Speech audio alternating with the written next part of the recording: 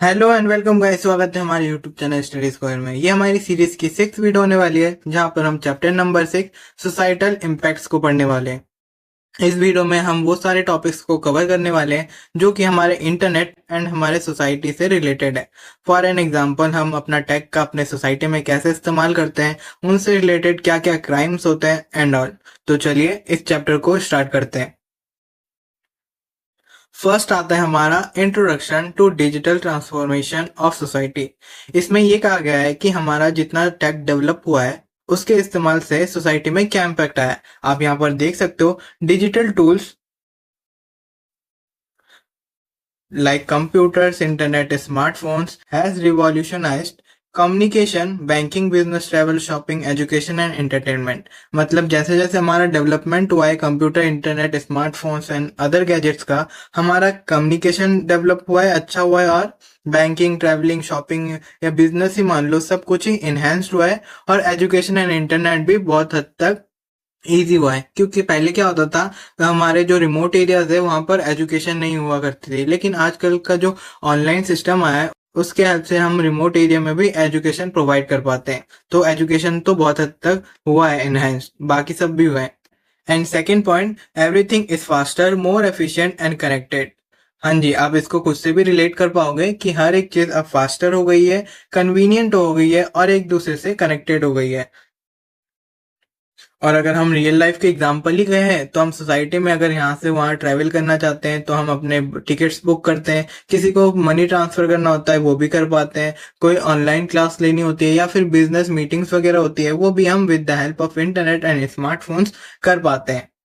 लेकिन यहाँ पर एक इशू क्रिएट होती है इसी वजह से कि हम ज़्यादा इंटरनेट और स्मार्टफोन्स का इस्तेमाल करते हैं, तो हमारा जो डेटा है जो कि पर सेकंड बढ़ता ही जा रहा है, उसको मैनेज करना बहुत ही मुश्किल हो जाता है।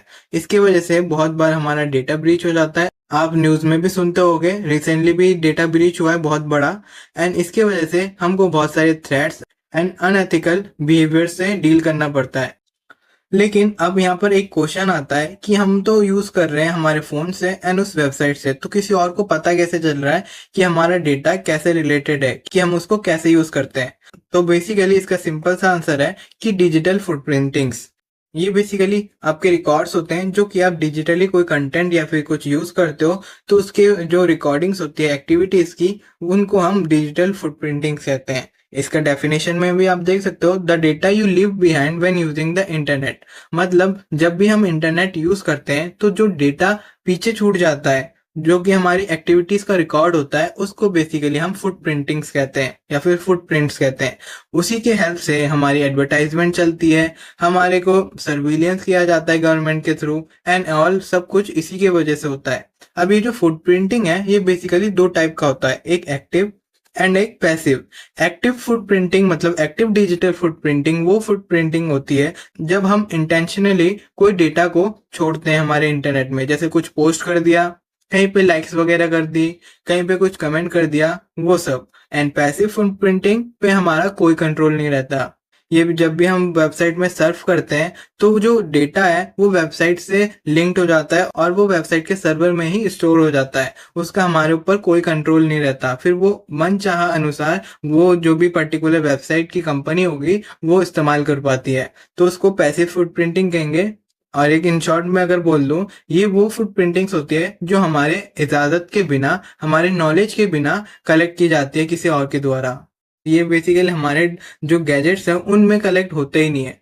बेसिकली दोनों ही हिस्ट्री है, ब्राउजिंग हिस्ट्री है, ऐसे आप समझ सकते हो। एंड इनके की फैक्ट्स में अगर देखोगे, websites, app, browser store activities, ये तो आप जानते ही होगे। गूगल में हमने क्या सर्च किया वो हिस्ट्री रिकॉर्ड में आता है, हम फेसबुक में किसको लाइक कमेंट शेयर कर रहे हैं वो भी रिकॉर्डिंग होती है। तो ये बेसिकली इन्हीं ऐप, वेबसाइट और ब्राउजर के द्वारा ही कलेक्ट किया जाता है एंड देन वो पास ऑन किया जाता है।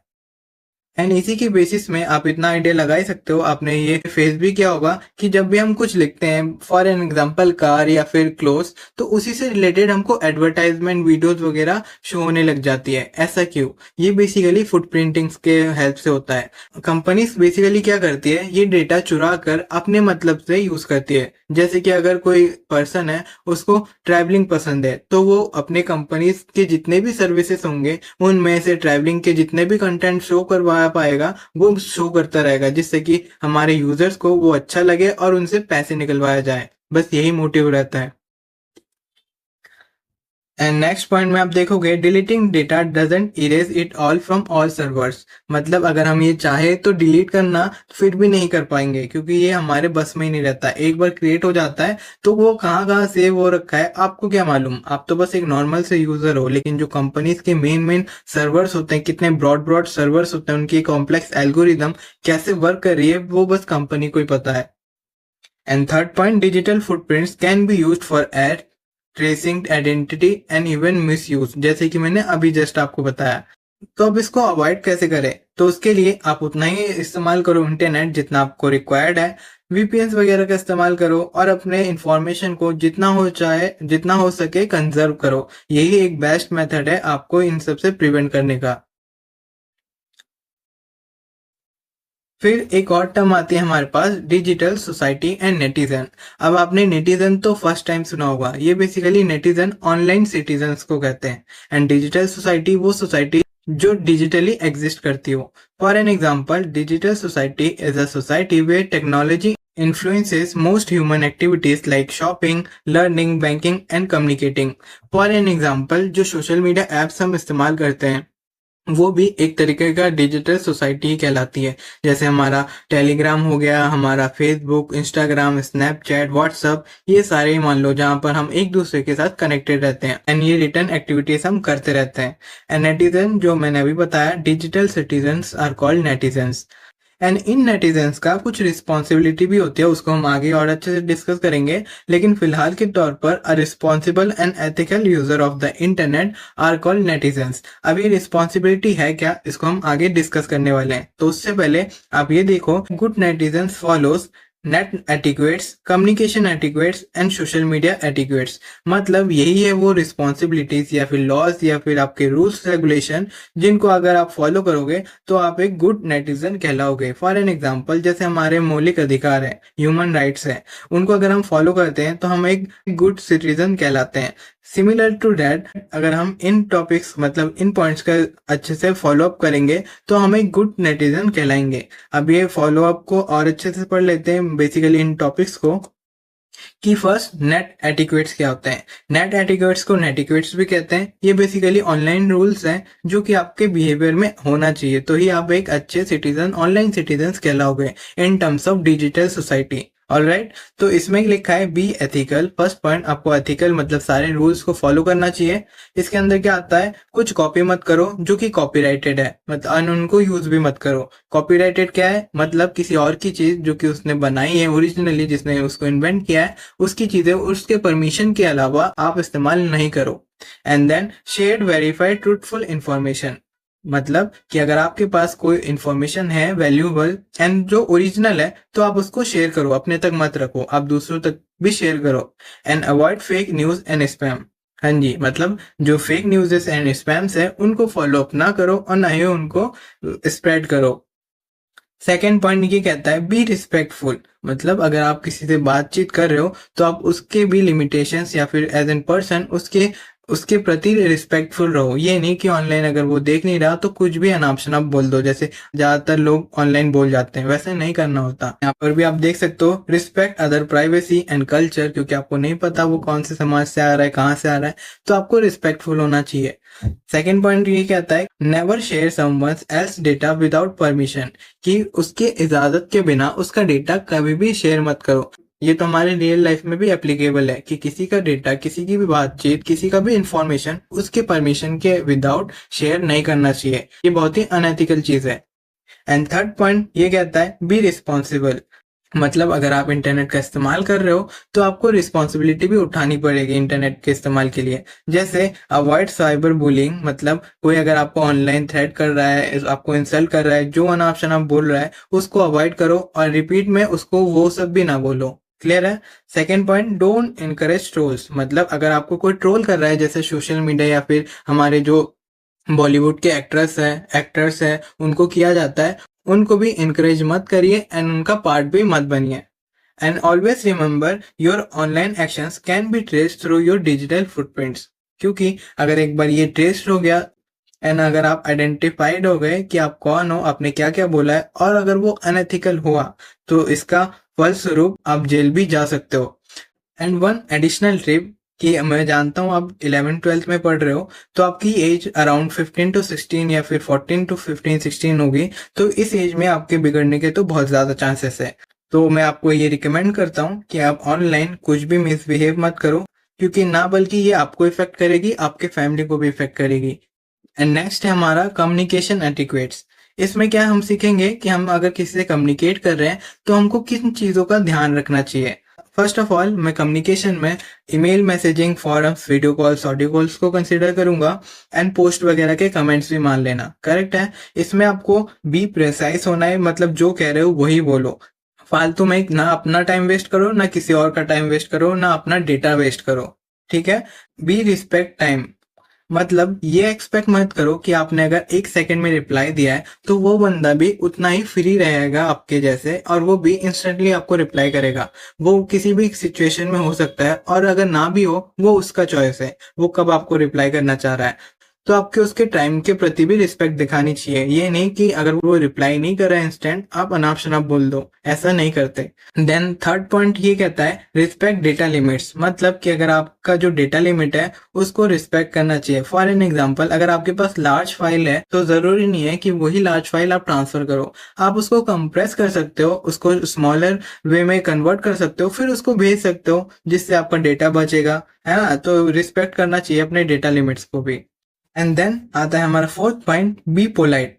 बी पोलाइट मतलब यही कि अगर आप किसी से बात कर रहे हो तो ऑब्वियसली आपको रिस्पेक्ट एंड पोलाइटनेस तो दिखानी चाहिए, रूड ना हो। अब मान लो हम वीडियो कॉल कर रहे हैं या फिर हम ऑडियो कॉल कर रहे हैं, तब तो पता चल जाता है कौन पोलाइट है कौन अनपोलाइट है। लेकिन अगर हम मैसेज कर रहे हैं तो कैसे पता चले? उसका एक बेसिक सा सिंटैक्स है कि अगर कोई ऑल कैप्स में कुछ लिख रहा है तो उसका मतलब वो शाउट कर रहा है, मतलब चिल्ला रहा है।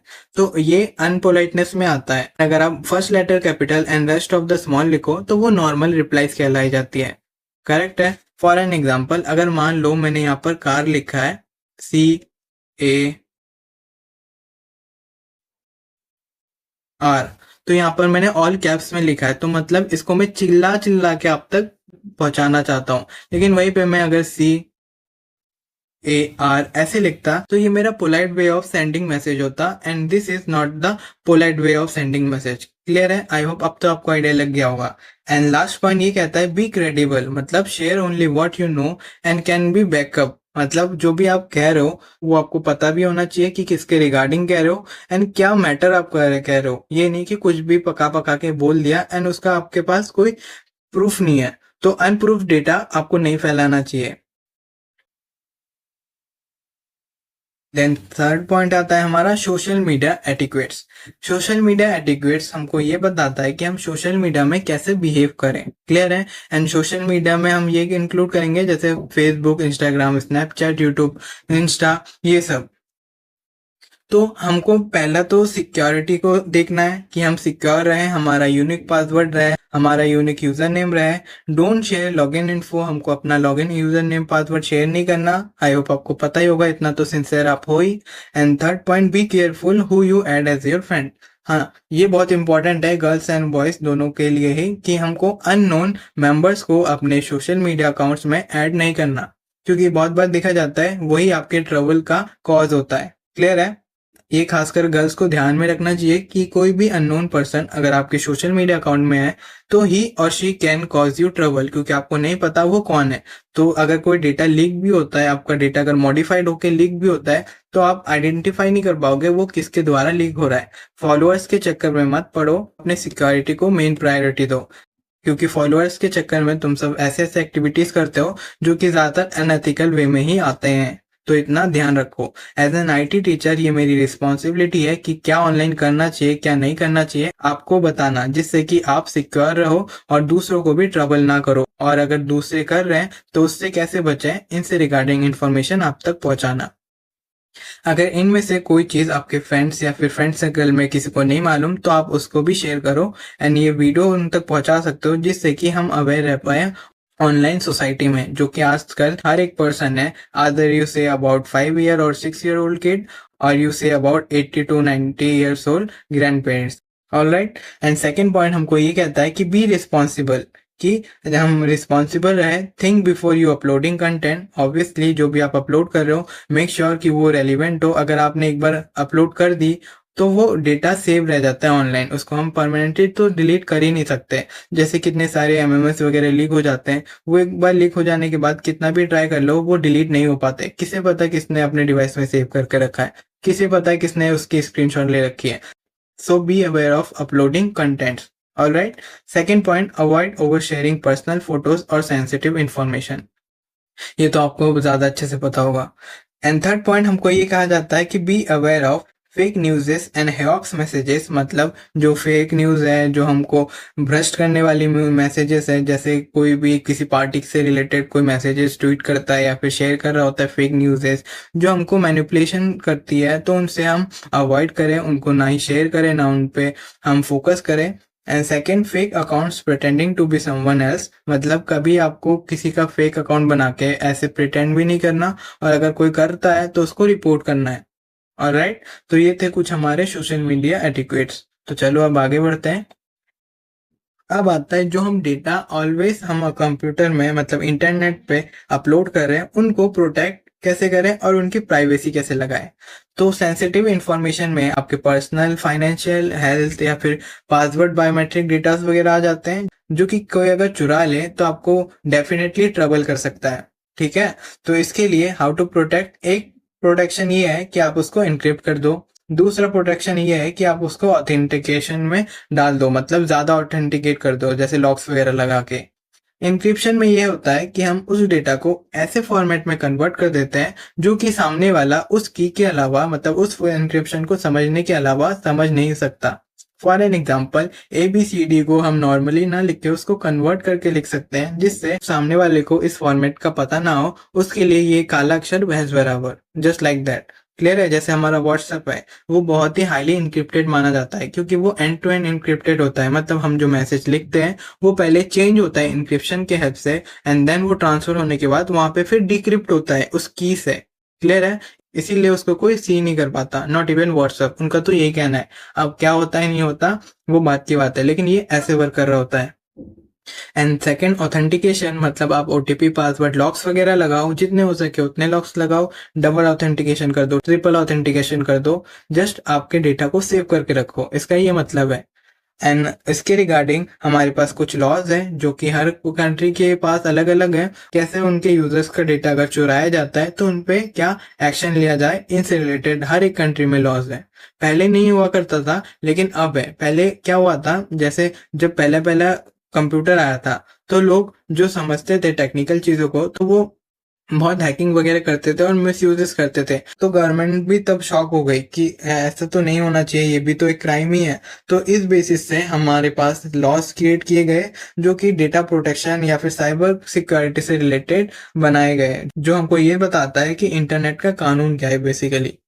इसको और अच्छे से देख लेते हैं हम इन डिटेल में, जो कि ये इंटेलेक्चुअल प्रॉपर्टी राइट, IPR कह लो। ये प्रॉपर्टी राइट या फिर ये हमारा एक ऐसा कानून है जहां पर हमको लीगल प्रोटेक्शन मिल जाती है हमारे कोई भी ओरिजिनल वर्क का। फॉर एन एग्जाम्पल, जैसे आपने कोई आइडिया बनाया, डिजाइन बनाई, इन्वेंशन करी, ब्रांड नेम लिया, उन सब से रिलेटेड आप एक लीगली प्रोटेक्शन ले सकते हो बाय गवर्नमेंट।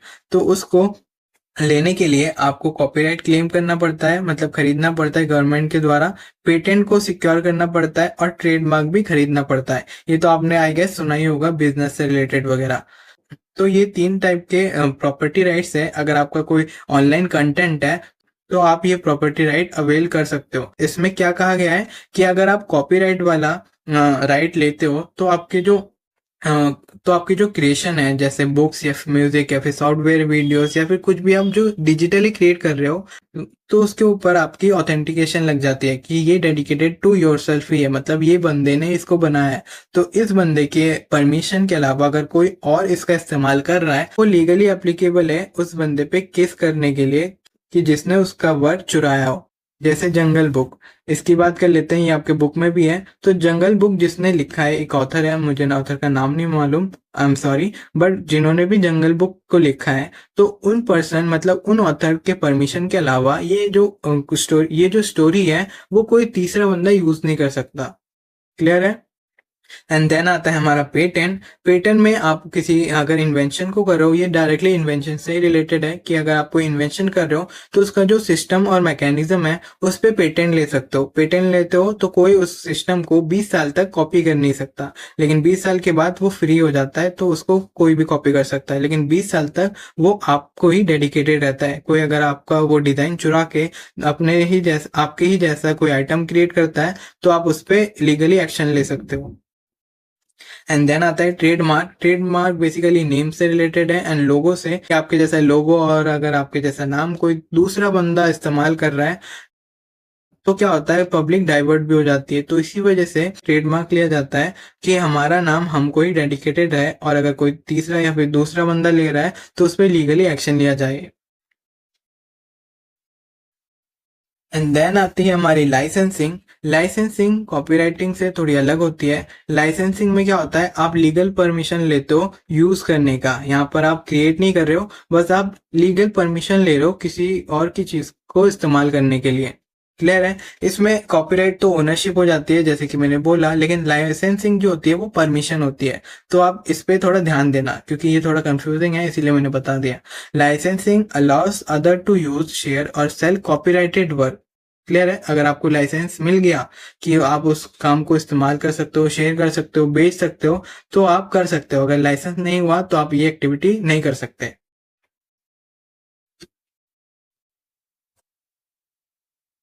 अब आते हैं कुछ आईपीआर वायलेशन, मतलब इंटरनेट प्रॉपर्टी राइट वायलेशंस। इसमें आता है फर्स्ट प्लेगरिज्म, मतलब सेम कॉपी कंटेंट कोई और बना रहा है। जैसे आपने कोई इमेज बनाई, सेम इमेज किसी और ने बनाई एंड फिर उसने अपने हिसाब से उसको इस्तेमाल किया, लेकिन यहाँ पर उसने भी क्रिएट करी और आपने भी क्रिएट करी, लेकिन आपका ओरिजिनल था, उसका कॉपीड था। तो इसी कॉपीड की वजह से उस पे एक्शन लिया जा सकता है, जिसको हम प्लेगरिज्म कहते हैं। यहाँ पर आप देख सकते हो, कॉपिंग text ideas content without crediting the original author, तो वो प्लेगरिज्म वायलेशन में आ जाता है। मतलब कि ये अगर किसी का कंटेंट आप कॉपी कर भी रहे हो तो उसका नाम नीचे मेंशन करना आपको रिक्वायर्ड ही है। अगर आप बिना नाम के उसको यूज करोगे, मतलब क्या, ये आपका है लेकिन ये आपका तो नहीं है, तो आपको फिर ये वायलेशंस के अगेंस्ट आपके ऊपर एक्शन हो सकता है। एंड सेकंड है कॉपीराइट इन्फ्रिंजमेंट, मतलब using copyrighted material without permission. ये भी वैसे सही है कि कॉपीराइटेड मटेरियल विदाउट परमिशन अगर इस्तेमाल कर रहे हो तो वो कॉपीराइट इन्फ्रिंजमेंट में आया जाता है। जैसे डाउनलोडिंग पेड सॉफ्टवेयर और सॉन्ग्स फॉर फ्री, जैसे कि ज्यादातर इंडियंस करते ही हैं कि कोई मूवी हुई नहीं, वो ऑनलाइन डाउनलोड कर लेंगे और उसको देख रहे होंगे, ये भी कॉपीराइटेड इन्फ्रिंजमेंट में ही आता है। फिर आता है नेक्स्ट ट्रेडमार्क इन्फ्रिंजमेंट। इसमें क्या होता है, किसी भी ब्रांड और लोगो का विदाउट परमिशन यूज करना। जैसे हम नाइकी का शूज नाइकी की में कन्वर्ट कर देते हैं, पूमा का टूमा कुमा कुछ भी कर देते हैं, वो सारे ट्रेडमार्क इन्फ्रिंजमेंट में आते हैं जो कि बिजनेस से रिलेटेड होते हैं ज्यादातर। And these are legal offences and unethical practices. हमारे लिए ज्यादातर कैजुअल में ही कंसिडर हो जाता है, लेकिन ये ज्यादातर लीगल ऑफेंसेस में एंड अनएथिकल प्रैक्टिसेस में कंसिडर होते हैं। फिर नेक्स्ट आता है हमारा open source and public licences. Open source basically free of cost and modify and shared होते हैं, जो कि मैंने प्रीवियसली भी बोला था एक वीडियो में 11th क्लास के, कि वो सारे कंटेंट या फिर सॉफ्टवेयर या फिर प्रोग्राम जो कि आप उसका इस्तेमाल कर सकते हो, उस पर फेरबदल भी कर सकते हो और उसको शेयर भी कर सकते हो। इसमें किसी का क्लेम नहीं रहता, वो ओपन सोर्स आपको दिया ही गया है इस वजह से। फिर आता है कुछ पॉपुलर लाइसेंसेस जैसे CC, creative Commons and JNU, मतलब जनरल पब्लिक लाइसेंसेस, जो कि जीपीएल कहा जाता है। ये ज्यादातर software work, images, videos, tax वगैरह से रिलेटेड होते हैं। इन पे हम और डिटेल में बात करेंगे। तो आप यहाँ पर एग्जांपल भी देख सकते हो, Linux, Mozilla Firefox, LibreOffice, VLC player. ये कुछ ऐसे सॉफ्टवेयर हैं जो कि open source and public licence को प्रमोट करते हैं। अब एक इम्पॉर्टेंट चीज जो छूट गई थी कि सॉफ्टवेयर पायरेसी, ये होता क्या है। Software piracy is using, sharing, distributing software illegally, copyright software without buying a licence is a crime. हाँ जी, इसका बेसिक मतलब ये कहता है कि अगर आप किसी का सॉफ्टवेयर जो कि पेड है और आपको उसको यूज करने की परमिशन नहीं है, फिर भी आप उसको एक्सेस कर रहे हो, डिस्ट्रीब्यूट कर रहे हो, शेयर कर रहे हो, तो वो इलीगल माना जाता है और वो एक क्राइम है। ये सॉफ्टवेयर पायरेसी के अगेंस्ट आता है, जिसको हम सॉफ्टवेयर पायरेसी कहते हैं। मतलब किसी और का सॉफ्टवेयर, उसको मॉडिफाई करो, चेंज करो, उसके सोर्स कोड से खेलो एंड देन उसको किसी और को डाउनलोड करने के लिए प्रमोट भी करो, तो वो सॉफ्टवेयर पायरेसी में आता है। ये सॉफ्टवेयर्स में बहुत चलता है, जहाँ पर आप देखोगे व्हाट्सएप प्रो, इंस्टाग्राम प्रो, ऐसे कुछ सॉफ्टवेयर्स होते हैं जो कि पायरेसी सॉफ्टवेयर्स होते हैं, मतलब थर्ड पार्टी ऐप्स कह लो। एंड इसके कॉन्सिक्वेंसेस भी आप देख सकते हो अगर आप करते हो, कि पुअर सिस्टम परफॉर्मेंसेस होगी, लीगल पेनल्टीज आ सकती है, harm the software industry and economy, and आपके कंप्यूटर को भी ये खराब या डैमेज कर सकता है। तो इसका सोल्यूशन यही है कि आप लाइसेंस सॉफ्टवेयर इस्तेमाल करो, या फिर आप ओरिजिनल जो सॉफ्टवेयर है उन्हीं को इस्तेमाल करो। अब आता है हमारा क्रिएटिव कॉमन्स। इसको अच्छे से बता देता हूँ। बेसिकली ये एक नॉन प्रॉफिट ऑर्गेनाइजेशन है, जिन्होंने एक ऐसा प्लेटफॉर्म क्रिएट किया है जहां पर वो सारे क्रिएटर्स आके अपना काम अपलोड कर सकते हैं, जिससे जिससे वो काम कोई भी अपने हिसाब से इस्तेमाल कर सके। That's all. यहाँ पर आप स्टेटमेंट भी देख सकते हो, a non profit organisation that allows creator to freely share their work with proper credit. जैसे कि मैंने अभी बोला कि कोई भी क्रिएटर आके अपना काम शेयर कर सकता है इस प्लेटफॉर्म में, और जो भी इसको इस्तेमाल करेगा उस पे प्रॉपर क्रेडिट रहेगा। एंड सेकंड पॉइंट ये कहता है, makes it easier to legally use creative content, music, image, videos, educational material, software, etc. जिससे क्या होता है, हमारे इंटरनेट में ऐसे कंटेंट मिल जाते हैं जो कि हमारे बहुत यूज में आते हैं, जैसे एजुकेशन मटेरियल हो गया, सॉफ्टवेयर, वीडियोस, ये सारे क्रिएटिव कमेंट्स में कुछ कंटेंट्स हैं जो कि आप फ्रीली इस्तेमाल भी कर सकते हो। मैं आपको शो कर देता हूँ। तो आप देख सकते हो, मैंने सिंपली कार इमेज यहाँ पर टाइप करी, एंड देन यहाँ पर जितने भी कार इमेज इंटरनेट में है वो यहाँ पर आ गई। लेकिन इसमें दो टाइप्स के इमेजेस है, एक जो लाइसेंस्ड है एंड एक जो क्रिएटिव कमेंट्स है। तो आप क्रिएटिव कमेंट्स को इस्तेमाल करना चाहते हो तो आप सिंपली फिल्टर में आओ, और यहाँ पर राइट यूसेज में अगर ऑल क्रिएटिव कमेंट्स लिखोगे तो आपको ये जो इमेजेस दिख रही है ये सारे फ्री टू यूज इमेजेस है, मतलब इन पे किसी का कॉपीराइट नहीं है। तो ये सेफ टू यूज है। अगर आप इनको बेचना चाहो तो बेच सकते हो, कहीं पे भी यूज करना चाहो कर सकते हो, वो आप पे डिपेंड करता है। कोई भी आपके ऊपर लीगल एक्शन नहीं लेगा। लेकिन वहीं पे अगर आप नॉन क्रिएटिव कॉमन इमेजेस का इस्तेमाल करोगे तो आप पे लीगल एक्शन लिया जा सकता है। इतना आप समझ लो बस। एंड यहाँ पर कुछ types of creative commons licenses हैं जो कि एज पर देयर राइट्स उनको इस्तेमाल कर सकते हो। यहाँ पर आप स्क्रीनशॉट लेके पढ़ सकते हो। फिर नेक्स्ट आता है साइबर क्राइम। ये बहुत ही इंपॉर्टेंट है, सारे ध्यान से सुनिए। Cyber crime is an criminal activity involving computers और डिजिटल नेटवर्क्स। मतलब साइबर क्राइम वो एक्टिविटी है जब हम कंप्यूटर्स, डिजिटल डिवाइसेस, नेटवर्क्स का इस्तेमाल करते हैं किसी क्राइम को अंजाम देने के लिए। तो ये ऑनलाइन चलता है तो इसको साइबर क्राइम कहा जाता है। एंड इसका टाइप है, पहला कि आप सिस्टम को टारगेट कर रहे हो, या फिर सिस्टम के थ्रू कोई क्राइम कर रहे हो। यहाँ पर क्या होता है, अगर हम सिस्टम को टारगेट कर रहे हैं तो हैकिंग, वायरसेस वगैरह डिप्लॉय करेंगे एंड वो सिस्टम को खराब कर देगा, करप्ट कर देगा, या फिर जो इन्फॉर्मेशन चुरानी होगी वो चुरा लेगा। एंड सेकेंड पॉइंट, अगर यूजिंग द सिस्टम कर रहे हैं तो हम क्या करते हैं, ऑनलाइन की हेल्प से कोई लिंक वगैरह शेयर करते हैं जिसके द्वारा हम फ्रॉड, एक्सटॉर्शन, आइडेंटिटी थेफ्ट वगैरह कर पाते हैं। क्लियर है? तो ये दो टाइप्स है बेसिकली। इनका एक ही पर्पस होता है कि फाइनेंशियल गेन करे, मतलब पैसे कमाए, रिवेंज ले मतलब बदला करे, या फिर पॉलिटिकल मोटिव्स होते हैं कुछ, और पर्सनल हार्म। इन रीजंस की वजह से ज्यादातर साइबर क्राइम्स किया जाता है। और एक चीज होती है, आई एम केपेबल ऑफ। अगर मैं केपेबल हो तो मैं करता हूँ। ऐसे भी कुछ कॉजेस हैं जो कि साइबर क्राइम को अंजाम देते हैं। And beside of this, hacking के बारे में तो आप जानते ही होंगे। बेसिकली हैकिंग होता है अनऑथराइज्ड एक्सेस, मतलब उसके परमिशन के विदाउट आप एक्सेस कर रहे हो उसके सिस्टम को, तो वो हैकिंग कहलाती है। एंड ये दो टाइप्स के होते हैं, white hat hacking, black hat hacking. White hat hacking आप क्या करते हो, परमिशन लेके उसके ऊपर बस चेक वगैरह करते हो, मतलब उसका सिस्टम हैक करके उसको बताते हो कि इसमें ये लूप्स है, ये फॉल्ट है, ये एरर है, ताकि वो इन फ्यूचर उसको ठीक करे। उसके परमिशन के हिसाब से फिर हैक करते हो, मतलब उसका परमिशन लेके हैक करते हो। लेकिन व्हाइट हैट हैकिंग इसका अपोजिट होता है। यहाँ पर आप उसका परमिशन नहीं ले रहे एंड आप उसके सिस्टम को हैक कर रहे हो। इसका मोटिव क्रिमिनली होता है, लेकिन इसका मोटिव जो होता है वो सिक्योरिटी रीजन से होता है। तो हमारी इकोनॉमी में जो व्हाइट हैट हैकर्स है वो बेसिकली पेन टेस्टर कहलाते हैं, या फिर लीगल हैकर्स कहलाते हैं, और black hat hackers illegal hackers कहलाते हैं। इनके अलावा भी दो और टाइप्स होते हैं, एक रेड हैट हैकर एंड एक grey hat hacker. Grey hat hacker kind of इन दोनों का सबमिशन होता है। कि कभी कभी वो एथिकल काम कर लेता है और कभी कभी वो अनएथिकल काम कर लेता है, पकड़ा नहीं जाता, तो उसको ग्रे हैट हैकर कहते हैं। सबको पता होता है कौन क्या काम कर रहा है।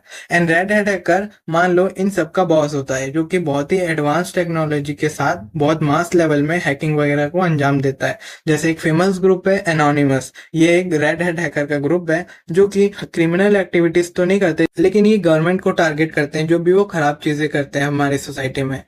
फिर आता है हमारा फिशिंग एंड आइडेंटिटी थेफ्ट। ये बेसिकली दो टाइप्स है हैकिंग के। फिशिंग क्या होता है, बेसिकली आप ट्रिक करते हो एंड उसकी डिटेल्स वगैरह चुरा लेते हो। यहाँ पर आप देख सकते हो, fake image website trick you into sharing personal detail often appears like genuine service या फिर सोर्सेस। मतलब की है कि ये कुछ ऐसी टेक्निक्स है जो कि क्या करती है, ऐसा प्रिटेंड करती है कि वही आप का मेन या फिर ओरिजिनल यूजर या फिर वेबसाइट है, फिर आप उस पे जैसे अपने क्रेडेंशियल डालते हो वो चुरा लिया जाता है। And second point, identity theft. जब आप उसके अंदर अपने क्रेडेंशियल या फिर इंफॉर्मेशन डालते हो तो आपकी आइडेंटिटी थेफ्ट हो जाती है। फिर उस इंफॉर्मेशन से वो आपके बैंक अकाउंट्स या फिर आपके नाम से कमिट फ्रॉड कर सकते हैं, इलीगली आपके मेडिकल रिकॉर्ड को एक्सेस कर सकते हैं, या फिर कोई भी एक्टिविटी वो परफॉर्म करके आपका नाम दे सकते हैं। मतलब काम वो करेंगे, बिल आप पे फटेगा, काइंड ऑफ ऐसे। फिर आता है एक दूसरे तरीके का हैकिंग अटैक जो कि है रैंसमवेयर। इसमें क्या होता है, आपका डिवाइस पहले हैक होता है, फिर आपके डिवाइस में जो भी डेटा होते हैं उसको लॉक किया जाता है।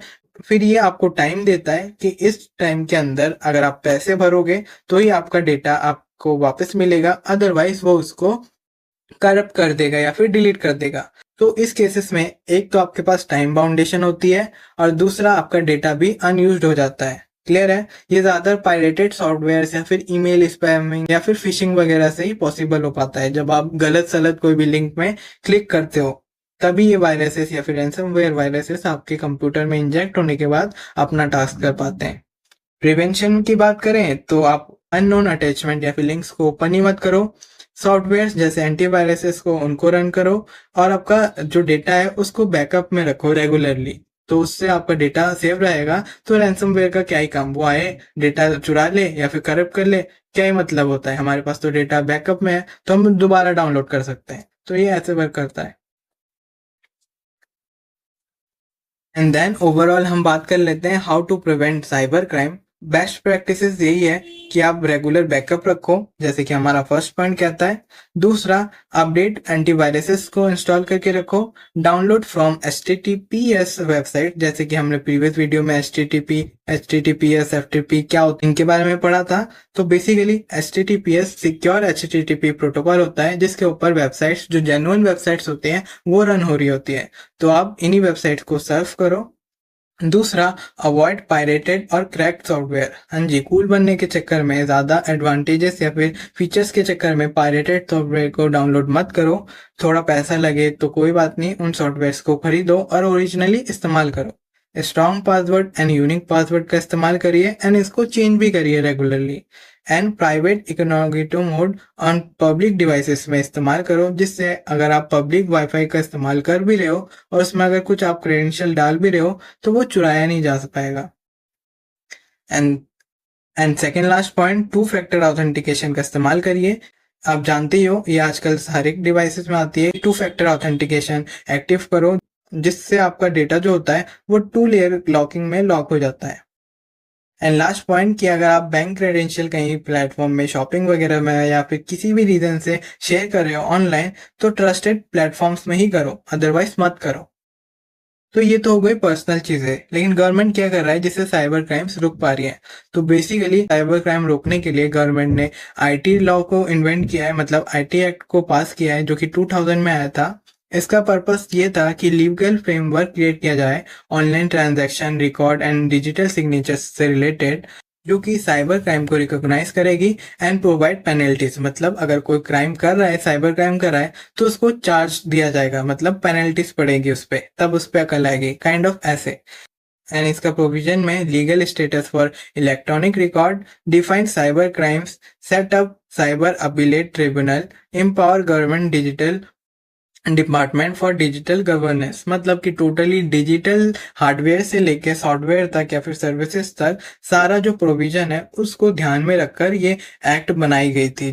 क्योंकि पहले क्या था, कोई लॉ नहीं थी, तो जो भी हैकिंग वगैरह करते थे तो उन पे कोई एक्शन नहीं लिया जाता था। लेकिन जैसे ही हमारे को इंडियन आईटी एक्ट दिया गया तो हम उसके ऊपर एक्शन ले सकते हैं और उसको जेल या फिर पेनल्टी भी दे सकते हैं। क्लियर है? और ये हैंडल होता है with the help of cyber cells. इसीलिए आप देखोगे बहुत सारे पुलिस स्टेशन में पुलिस के साथ साथ साइबर सेल्स की भी एक ग्रुप होती है जो कि साइबर सर्विलियंस करती है। आपने मूवीज वगैरह में भी बहुत देखा होगा।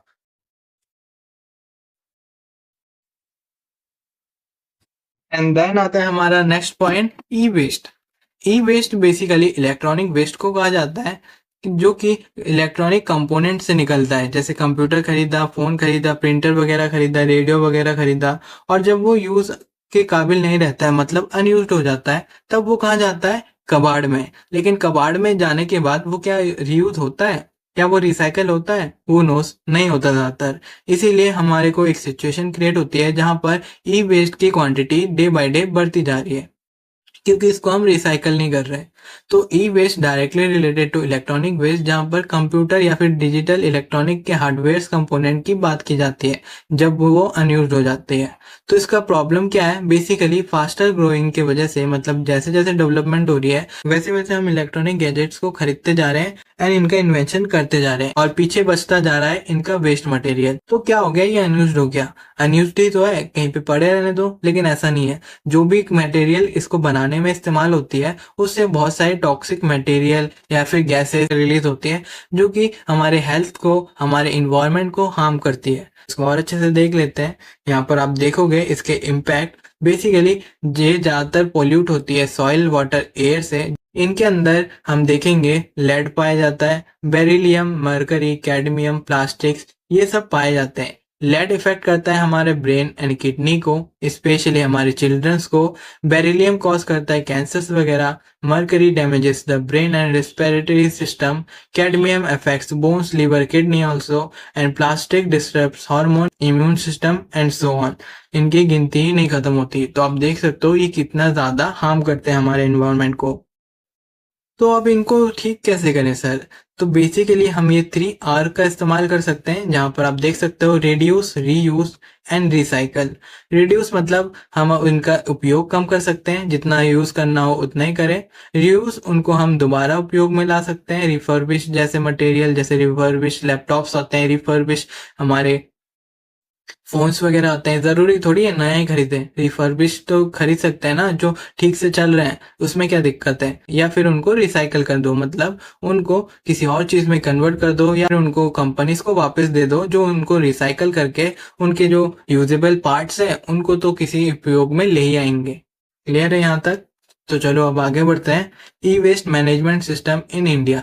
इंडिया में ये एक्ट आया था 1986 में, जिसमें पोल्यूटर पेस नाम का एक प्रिंसिपल आया था। इसके तहत जो भी पोल्यूशन फैला रहा है उसको पे करना पड़ता है। मतलब अगर आप पोल्यूशन कॉज कर रहे हो एनवायरनमेंट को तो आपको पे करना पड़ेगा। इसकी लिमिट्स है जो कि कंपनीज में भी लागू करी जाती है एंड नॉर्मल पीपल्स में भी लागू करी जाती है। लेकिन ये मैनेज कौन करता है? ये एक्ट, ये मैनेजमेंट सिस्टम बेसिकली सीपीसीबी और डीआईटी जैसी कंपनीज इसको हैंडल करती है, इनकी गाइडलाइंस प्रोवाइड करती है एंड साइड बाय साइड इनसे रिलेटेड चार्ट्स भी अप्लाई करती है। एंड नाउ अब आता है हमारा last topic, impact of digital tech on health. तो ओवरऑल हमने देख लिया कि टेक हमारे सोसाइटी से कैसे रिलेट होता है, कैसे साइबर क्राइम्स होते हैं, हमारे डेटा कैसे कहाँ से ट्रैक होता है, उससे रिलेटेड क्या क्राइम्स होती है एंड सो ऑन। अब इन सब चीजों को हम किसके ही हेल्प से इस्तेमाल करते हैं? बेसिकली टेक्स के हेल्प से, मतलब डिजिटल इक्विपमेंट्स के हेल्प से।